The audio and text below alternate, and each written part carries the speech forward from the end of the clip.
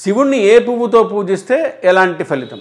శివ పూజలో ఒక్కొక్క పువ్వుతో పూజిస్తే ఒక్కో ఫలితం కలుగుతుంది. శివుణ్ణి రోజు జిల్లేడు పువ్వులతో అర్చించేవారు బంగారాన్ని దానం చేసినంత ఫలితాన్ని పొందుతారు.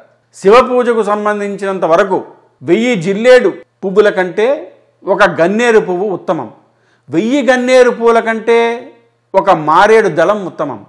1000 మారేడు దళాల కంటే ఒక తామర పువ్వు ఉత్తమం. 1000 తామర పువ్వుల కంటే ఒక పొగడ పువ్వు ఉత్తమం. 1000 పొగడ పువ్వుల కంటే ఒక ఉమ్మెత్త పువ్వు ఉత్తమం.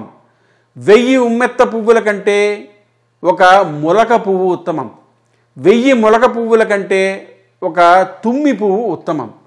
1000 తుమ్మి పువ్వుల కంటే ఒక ఉత్తరేణి పువ్వు ఉత్తమం.